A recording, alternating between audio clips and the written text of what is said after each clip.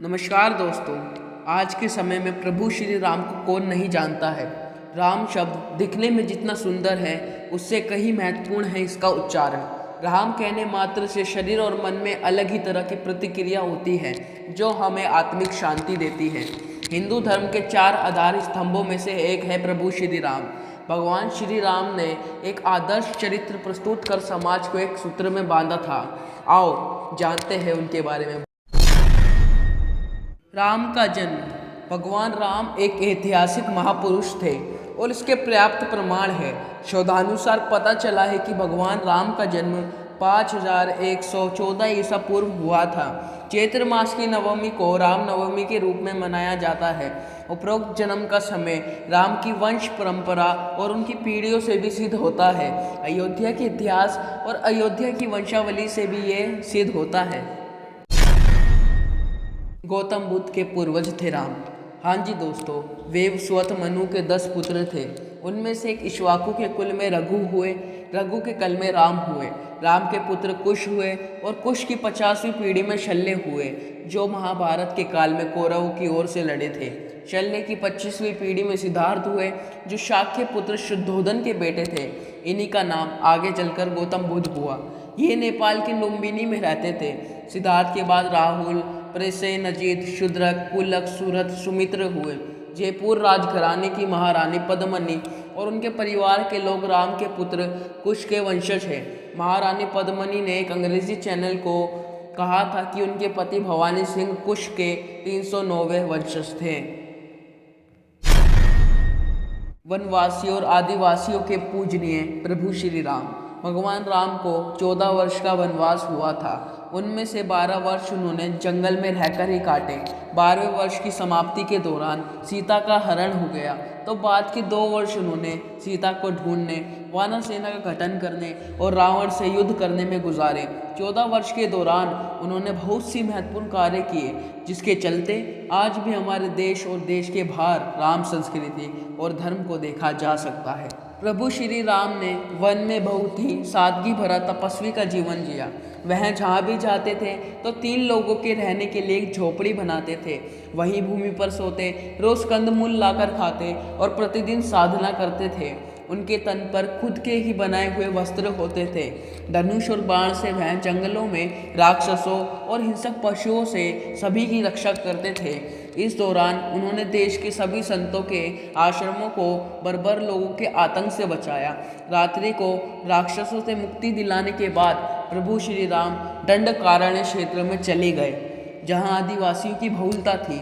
यहाँ के आदिवासियों को बाणासुर के अत्याचार से मुक्त कराने के बाद प्रभु श्री राम 10 वर्षों तक आदिवासियों के बीच ही रहे। उन्होंने वनवासियों और आदिवासियों के अलावा निषाद, वानर, मतंग के लोगों को भी धर्म, कर्म और वेदों की शिक्षा दी।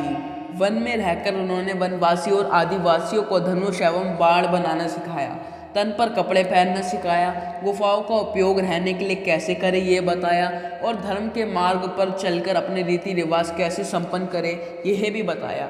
उन्होंने आदिवासियों के बीच परिवार की धारणा का भी विकास किया और एक दूसरे का सम्मान करना भी सिखाया। उन्हीं के कारण हमारे देश में आदिवासियों के कबीले नहीं समुदाय होते हैं। उन्हीं के कारण ही देश भर के आदिवासियों के रीति रिवाजों में समानता पाई जाती है। भगवान श्री राम ने ही सर्वप्रथम भारत के सभी जातियाँ और संप्रदायों को एक सूत्र में बांधने का कार्य अपने 14 वर्ष के वनवास के दौरान किया था। दोस्तों, आप लोगों के मन में कभी ना कभी ये सवाल तो ज़रूर आया होगा कि राम का काल कैसा था या कैसा होगा।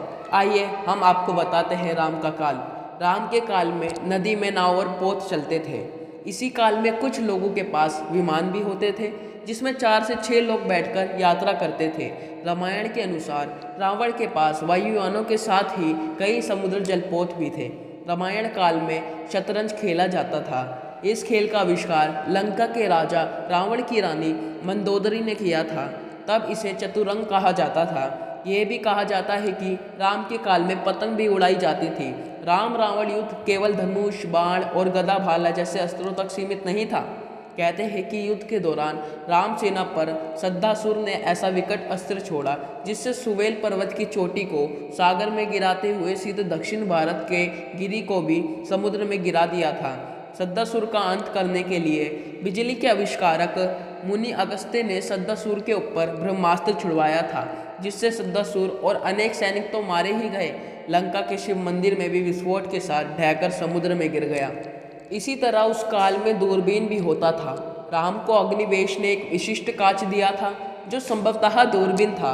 इसी दूरबीन से राम ने लंका के द्वार पर लगे दारपोच अस्त्र को देखा और प्रक्षेपास्त्र छोड़कर नष्ट कर दिया था। राम और रावण की सेनाओं के पास भूशुंडियाँ यानी बंदूकें थी। कुछ सैनिकों के पास स्वचालित भूशुंडियाँ भी थी। अगस्त्य ने राम के हितार्थ शंकर से अजगव धनुष मांगा था। रामायण काल के ये लोग आज भी जिंदा हैं। आपको जानकर आश्चर्य होगा कि रामायण काल के ये लोग आज भी जिंदा हैं। उनका नाम है विरोचन पुत्र महाबली हनुमान और जमदग्नि के पुत्र परशुराम।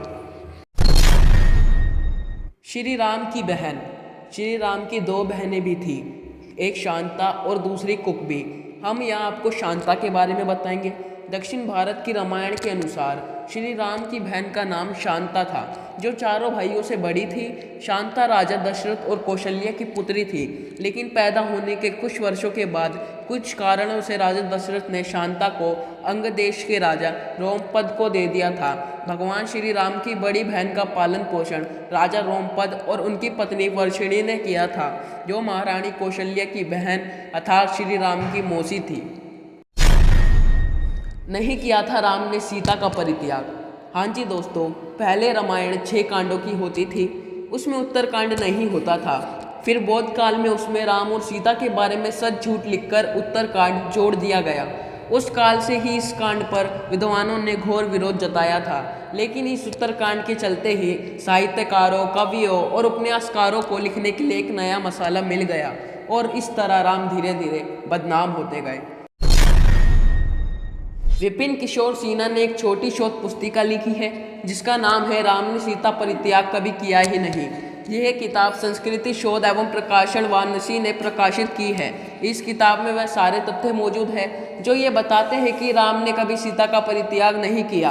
राम कथा पर सबसे प्रामाणिक शोध करने वाले फादर कामिल बोलके का स्पष्ट मत है कि वाल्मीकि रामायण का उत्तरकांड मूल रामायण के भूतबाद की पूर्णतः प्रक्षिप्त रचना है। राम कथा उत्पत्ति विकास हिंदी परिषद हिंदी विभाग प्रयाग विश्वविद्यालय प्रथम संस्करण 1950। राम की जल समाधि। श्री राम द्वारा जल समाधि लेने की घटना को हिंदू दलितों का धर्मांतरण करने वाले आलोचकों ने आत्महत्या करना बताया। मध्यकाल में ऐसे बहुत से साधु हुए जिन्होंने जिंदा रहते हुए भी सभी के सामने धीरे धीरे देह छोड़ दी और फिर उनकी समाधि बनाई गई। राजस्थान के महान संत बाबा रामदेव रामपीर ने जिंदा समाधि ले ली। तो क्या हम ये कहें कि उन्होंने आत्महत्या कर ली?